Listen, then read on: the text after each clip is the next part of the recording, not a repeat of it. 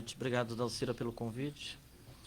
Seu Volney, a técnica, obrigado também. Gostei do seu Volney, né? Ele agora nem vai dormir também de tão emocionado. Oi?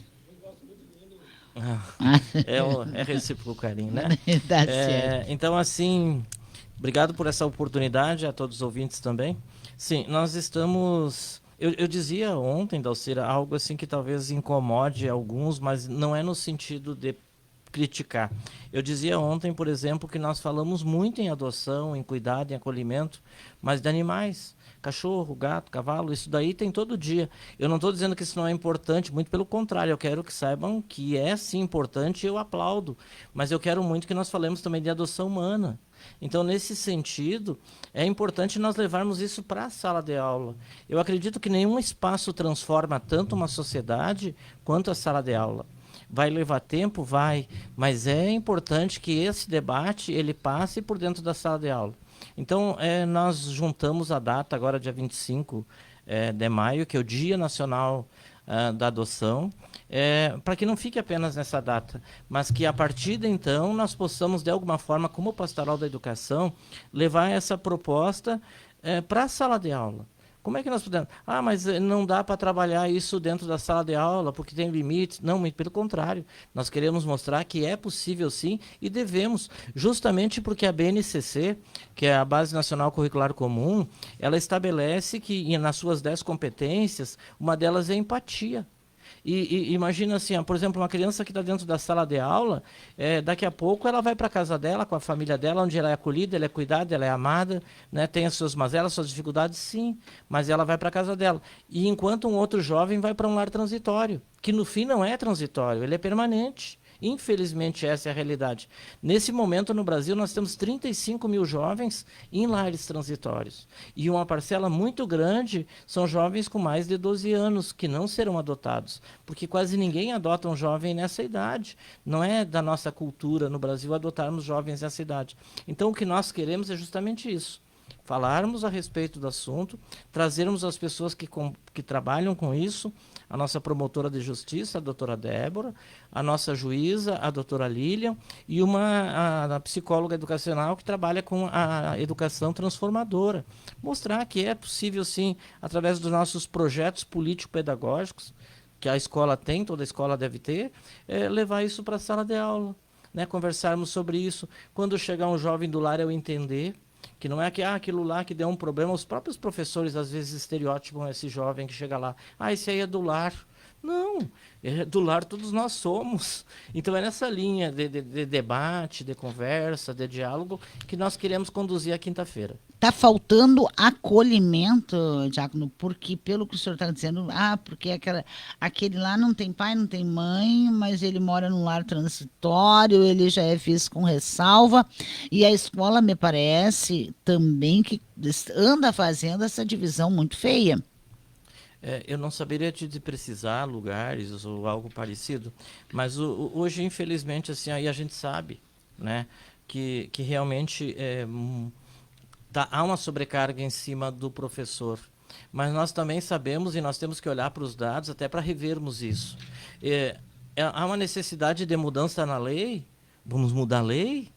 Né? Porque enquanto isso as pessoas estão abrigadas, estão dentro de um lar transitório.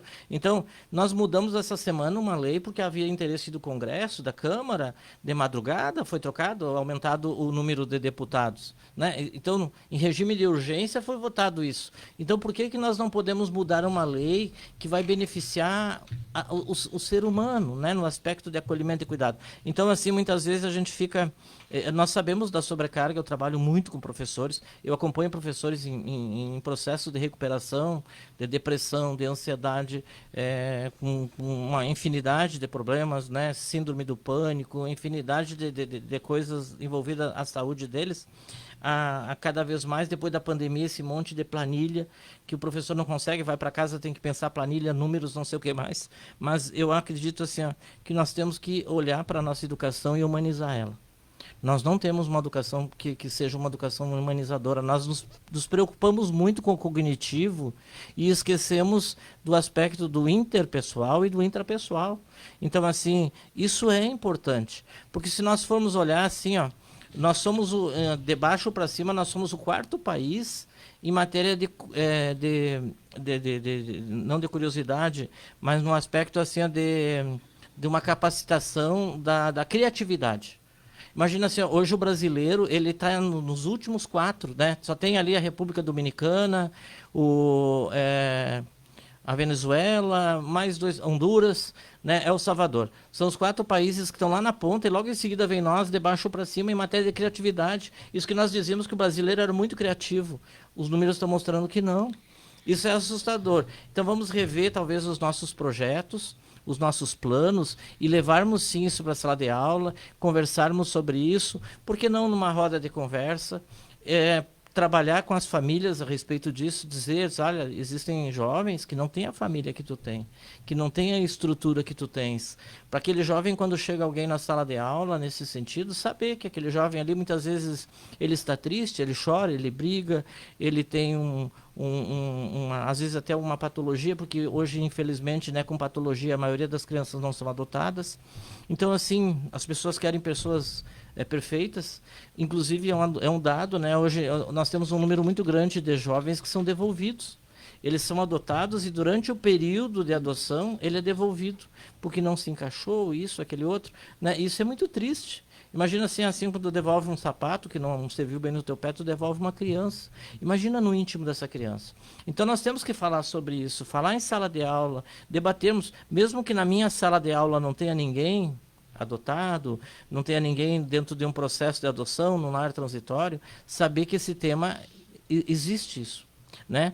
E os professores podem levar isso para dentro da sala, está previsto, né? Então, assim, empatia, cooperação, autoconhecimento, autocuidado, projeto de vida, isso são competências da BNCC, entre as 10 competências. Mas hoje, pelo que eu assisto e que acompanho com alguns professores, os professores estão tão sobrecarregados com planilhas, que a educação, essa relação interpessoal entre aluno e professor e aluno, professor e escola, ela acabou se perdendo em planilhas. Um professor que precisa ficar na sala de aula, 40 horas aula, né? Ainda ter que levar para casa durante a noite para fazer seus projetos, para fazer suas planilhas, porque diz que agora o governo do estado resolveu que é planilha para todos os lados. É exagerado.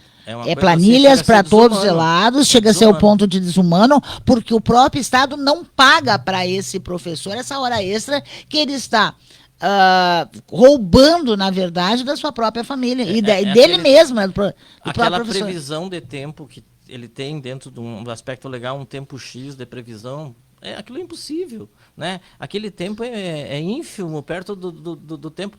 Basta nós convivermos com o professor, a gente verifica assim, o quanto eles ficam envolvidos, estudando, se aperfeiçoando, montando a aula, porque isso tudo é feito fora, extra escola. Classe. Então, assim, quando ele vai para dentro da sala de aula, ele já vai com tudo aquilo pronto. Então, nós temos que revisar uma série de coisas e o que nós queremos principalmente é isso, né? Fazer esse debate e verificarmos assim, o que nós podemos fazer, porque senão a gente fica só na crítica, né? Não de ação, o que nós podemos fazer. Eu te digo assim, por exemplo, Dalcira, nós dentro dos nossos grupos de jovens, nós temos já há mais de 2 anos, nós acolhemos nos nossos grupos jovens institucionalizados, jovens do lar, adolescentes. Em março, nós fomos para São Lourenço do Sul fazer missão, visitar hospitais, espaços com doentes, o comércio, fazer intervenção urbana na própria praia, fazer missão mesmo. E nós fomos em 50 e poucos jovens e 10 jovens autorizados pela justiça, com um tutor junto, né, acompanhando a nosso movimento, foram jovens do lar. Se eu dissesse assim, naqueles 5 para 6 dias que nós ficamos viajando com eles, eu chamei a atenção de um deles, eu tive que chamar de lado e dizer, eu vou ser tremendamente desleal, porque não houve nada. A gente ficava preocupado porque estava ali para eles a comida, o suco, alguma coisa assim, eles iam, tio, dá para pegar. Não, aquilo ali é de vocês, sabe, aquele sentimento, não, tu tem que ter esse sentimento de pertença. Para nós não tem jovens do lar ou não é do lar. Eles estão com a camiseta, tudo é jovem. Essa semana eu coloquei um vídeo do que nós fomos no asilo, por exemplo, ali daqueles 12 jovens que estavam no asilo fazendo uma ação, tinha 4 jovens institucionalizados. Não vamos colocar, não, estava tudo de camiseta, né? Ele fazendo uma ação, cuidando dos idosos, fazendo uma interação intergeracional, que é uma necessidade. Hoje o Brasil não vive mais isso, né? Nós nos afastamos dos velhos. Cachoeira é um dos maiores depósitos de velhos que tem. Isso me preocupa muito. É um absurdo a quantidade de asilos que nós temos, casas de acolhimento. Casas Agora não fala geriátricas, mais, né? nós não falamos mais asilos, agora é ILPI, né? Instituição de Longa Permanência para Idosos, é um nome bonito. Eu vou dizer que isso, para mim, com todo o respeito aos meus ouvintes, eu acho isso uma tremenda de uma frescura, que é dar nome bonito para a família que institucionalmente deveria cuidar dos seus idosos, não quer. Muitas, se verdade seja dita, muitas não têm condições. Exatamente. Não tem condições. Agora, a maioria... Isso é bíblico, né? Principalmente o cristão, né? Filho, cuida do teu pai na velhice. Né? E chega na velhice a gente descarta, porque assim muitas vezes tem que trocar fralda, tem que dar banho, mas isso eles fizeram conosco isso lá atrás. Então, e tudo isso é educação, em todos esses aspectos da educação, e a gente tem que conversar sobre isso, nós temos que debater esses temas, porque assim, senão não é uma educação transformadora, a educação em si não está transformando a realidade daquele jovem que está na escola. Hoje nós temos aí, por exemplo, assim, o número de jovens que se prostituem, né? Os pais não têm nem noção. Então, assim, nós temos que conversar mais, nós temos que melhorar o nosso diálogo. Então, nós como pastoral, nós queremos o quê? Nós queremos conversar e dizermos o que nós podemos fazer. Nós estamos totalmente à disposição. Nós trabalhamos o ano todo, né? Por exemplo, assim, é difícil um dia que eu não tenha visita numa escola, auxiliando na formação dos jovens. Agora mesmo a questão do bullying, né? Essa semana eu trabalhei em 2 escolas, a questão do bullying tem que trabalhar, é obrigatório trabalhar, porque inclusive há responsabilidade penal dos diretores, dos gestores, com relação ao bullying. A lei de 2024 estabelece penas, inclusive, né, para a escola, para o professor que não tomou as devidas providências. Nós temos que falar sobre isso. Vamos conversar com os pais. Será que os pais sabem que seus filhos estão fazendo isso? Vamos verificar o que está acontecendo. Então, é uma gama de coisas, de problemas, mas nós temos que sentar e irmos, né, debatendo isso. E uma das coisas que me preocupa é a questão da adoção. Porque, e não é só o aspecto assim da adoção, mas eu não tenho condições de adotar. Mas hoje tu pode fazer o acolhimento afetivo. Tu pode ter esse jovem, assim, tu pode te inscrever, fazer um treinamento, a assistência social, o serviço lá, né, o serviço social vai fazer toda uma pesquisa e verificar se nós temos condições de sermos padrinhos afetivos dessa criança. Levar para nossa casa para passear, um dia vamos no cinema, vamos no zoológico. Isso é possível, a lei prevê isso. Então são coisas que nós podemos conversar, porque não é a obrigação do servidor que está lá dentro, ele nem pode criar vínculo afetivo, né, com aquela criança ou com aquele adolescente que está lá. E quem é que exerce o papel maternal e paternal dessa criança? O servidor. Né? Então, mas teríamos que, alguém de nós, começarmos a desenvolver essa atividade, esse cuidado afetivo. E até mesmo as igrejas falham com isso, sabe? Eu falo pela minha, não posso falar pelas outras, mas nós como igreja falhamos muito nesse aspecto, porque a gente fica muito restrito aos nossos espaços. Não, vamos sair para a rua. O Papa Francisco falava tanto disso, né? Vamos ser missionários lá fora, vamos ter o cheiro das ovelhas, né? Então nós temos que também olhar para isso. E dentro daquele espaço que nós temos para podermos fazer isso, nós temos tentado fazer, né? Esse painel é apenas um dentro dos muitos movimentos que nós queremos fazer. Porque a gente já vem, não é assim, o que vocês estão fazendo? Nós, dentro do possível, nós estamos fazendo. Por exemplo, assim, há poucos dias, por exemplo, nós estamos alcançando roupa íntima para essas crianças. Né? Então, será que daqui a um pouco lá em casa não tem um monte de calçado para esses adolescentes? Eu não posso daqui a um pouco dar uma mesa de sinuca? Porque às vezes as pessoas não sabem o que eles têm e o que não têm. Né? Então, assim, e dinheiro não falta. Eu te dizia ainda há pouco, Dalcira, nós temos muito. O Brasil é um país extremamente rico, tanto que levam tanto dinheiro embora, né? É na cueca, é na meia, é no avião, né? Dinheiro esparrama para tudo quanto é lado. Então, assim, vamos investir um pouco mais, vamos começar a cobrar, nós não podemos ter medo, nós temos que ser proféticos. Eu sempre digo, eu sou uma das pessoas assim que às vezes te chamam a atenção, te puxam a orelha, porque, olha, não pode falar assim, paciência. Eu acho que a gente tem que se... O nosso profetismo está até no nosso batismo, né? Então vamos bater, né? Vamos dizer, o que está certo, vamos elogiar, vamos dizer que está muito bom. O que está errado nós temos que corrigir. E a falta de sentimento hoje de humanidade e de empatia é uma coisa absurda. A gente fala sobre isso, Diácono, logo depois do intervalo comercial. A gente já volta. É bom estar com você. Rádio Vale. Você está procurando uma escola que faça diferença na vida do seu filho?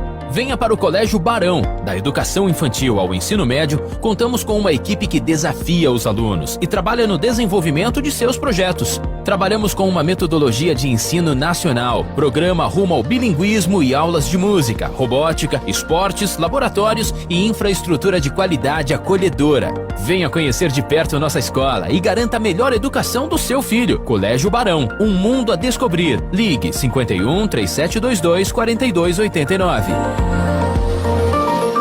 25ª Fena Arroz, conexão e tecnologia impulsionando o agro. Espaço Agrotec, soluções para o agro, palestras técnicas, agricultura familiar, expositores, parque de diversões, Memorial Nacional do Arroz e gastronomia. 25ª Fena Arroz, de 17 a 22 de junho em Cachoeira do Sul. Patrocínio Sicredi Gerações. Badesul, Agência de Fomento do Rio Grande do Sul. Chopp Bahamas, a bebida oficial Fena Arroz. Mas tchê, acompanhe de segunda a sexta-feira aqui na Vale FM 99.1, das 7 às 8 da noite, o melhor da música regional gaúcha. Com ele, o Gaudério Pispirica, te fazendo companhia vivente. Prepare o tomate e dá volume, tchê. Vale FM, uma rádio para toda a família. Você está ouvindo Conexão 99, com Dalcira de Oliveira.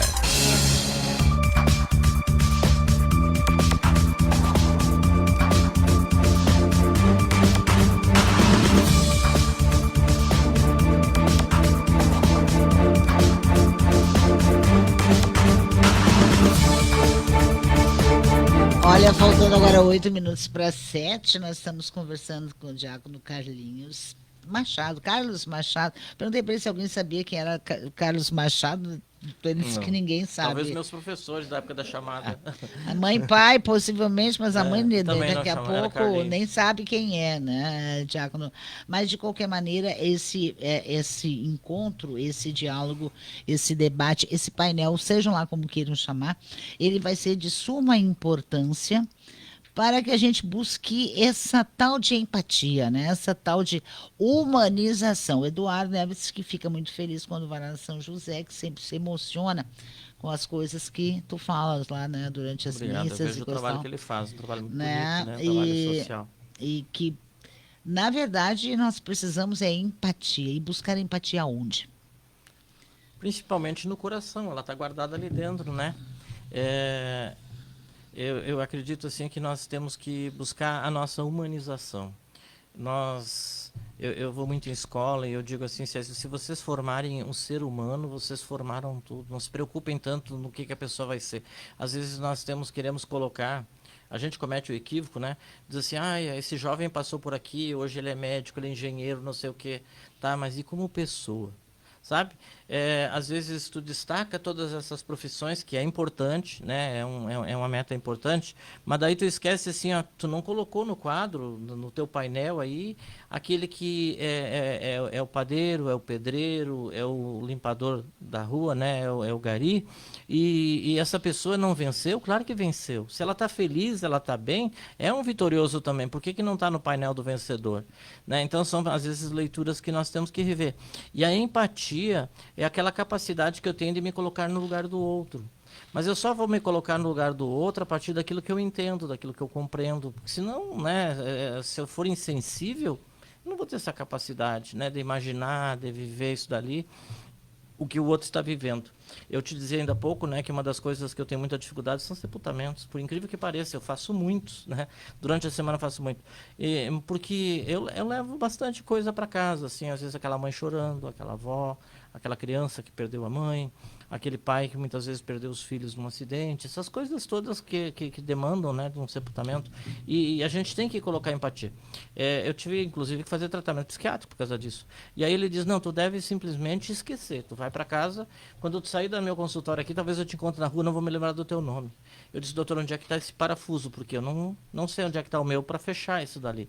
É claro que tu não vai vivendo todos aqueles sentimentos que a família vive, né? Aquilo ali é dela, é própria dela. Mas a gente se sensibiliza.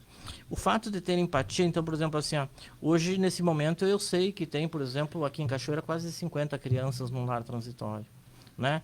E qual é o futuro delas? O diácono pode ser casado. Eu sou casado há 38 anos, eu tenho uma filha com 31, eu tenho um neto com 6. Então, assim, o meu neto vai estar determinado na casa dele, vai estar lá em casa, vai estar na casa da outra avó. E esses jovens que vão para ali? Né? Qual é que vai ser o futuro deles? Qual é o projeto de vida? Porque muitas vezes eles não têm... Uma menina do lar, agora, pouco tempo atrás, quando eles fazem 18, eles saem. Sim. Nem sequer aluguel social tem para esses jovens quando saem, né? Então é uma coisa que nós temos que pensar, porque saiu com 18, E né? agora se procura profissões, né? Porque Sim. até então eles saíam de lá para Então, lugar nenhum. Graças a Deus, assim, nos últimos tempos nós temos visto as pessoas se preocuparem, né, lá aos 16, começar a profissionalizar eles. Mas mesmo assim, por exemplo, esse jovem quando sai, né, então eu disse para ela assim, essa menina vai morar com alguém. Aí eu disse para ela assim, tá, mas e se não der certo? Aí ela disse, eu volto para a prostituição. Mas esse não é o projeto de vida, é o que ela sabe. Né? É o que ela vai conseguir naquele momento, porque senão vai passar toda E a necessidade. perspectiva dela de um futuro que talvez poderia ser ampliado. Claro que sim. Né? Então imagina se nós conseguíssemos desde cedo colocar no coração desse jovem que ele é amado, que ele é querido, mesmo que eu não leve esse jovem para minha casa, que eu não faça a adoção afetiva, a adoção em si, eu posso de alguma forma desenvolver o acolhimento afetivo. Né? Eu volto a dizer assim, nós estamos trabalhando com o maior número possível de jovens, agora mesmo nós falamos com a Rita, queremos ampliar para mais, abrir o nosso projeto para mais 10, e assim, eu gostaria de ter 100%, né? Então, assim, mas não pode nem falar nossas pernas, porque é capacitismo, né? Então assim, mas nós não conseguimos alcançar isso tudo. Então, a gente está tentando fazer isso dali. Então, a empatia é essa capacidade, assim, de amar o outro como ele é, de entender o outro. A dor dele eu não consigo. A gente diz, eu sei que tu está sentindo. Não. Quem sabe o que está sentindo é a própria pessoa, porque viveu tudo aquilo. Agora, a minha capacidade de colocar no outro é de imaginar o que está vivendo, o que está sentindo, para eu, de alguma forma, colaborar com essa pessoa. Então, assim, eu gostaria muito assim, de convidar todos vocês, não só os professores, mas todos que pudessem participar do painel, não apenas de forma virtual, mas principalmente presencial. Né? Temos tido uns dias bons, uns dias bonitos. É aqui no auditório do Cipron, logo aqui nos fundos do Rio Jacuí, da escola Rio Jacuí. Né? Nós já fizemos no Cipron, que são nossos parceiros de propósito, porque ali é o espaço dos professores. Então, assim, graças a Deus, assim, nós convidamos a doutora Débora, foi de imediato, na mesma hora, fui lá com o doutor Marcelo Teixeira, que também é da Pastoral da Educação. Na mesma hora a doutora Débora já agendou, a doutora Lília em seguida já nos deu retorno, agendou, né? A Jéssica também já estava à disposição. Então, vamos aproveitar, vamos falar sobre isso. Né? Eu não concordo, discordo. Vamos falar, aqui é o espaço, né? Essa reunião é justamente para isso, para nós começarmos a falarmos sobre adoção. E nós queremos muito pautar isso dentro da sala de aula, porque a gente fala, né? Ótimo, falamos de adoção de cachorro, de gato, de cavalo, vamos adotar também, vamos fazer a adoção de seres humanos, de crianças. E agora estamos na fase do bebê reborn.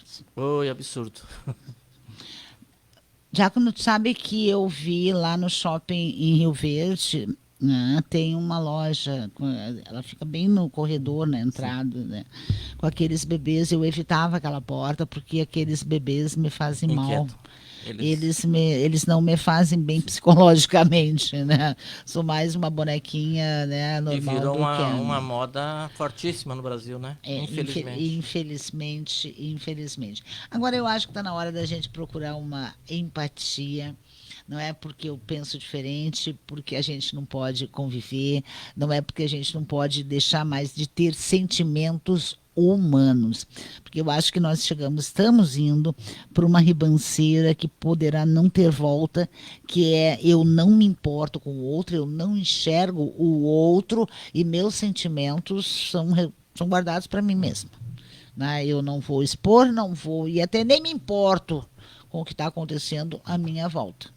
Né? Então, se a gente se fecha dentro de uma concha, sem olhar para os lados e sem olhar para outras pessoas, eu acho isso muito triste.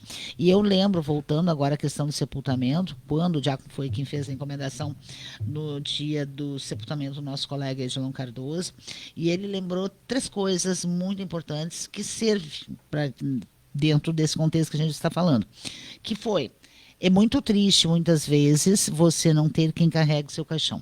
E a gente tem muitas vezes isso, infelizmente. Né? E que se tem que mimar, se tem que agradar, se tem que dar presente, botar no colo, abraçar, dar flores. Não adianta mandar um monte de coroa. Depois, quando morrer, não resolve.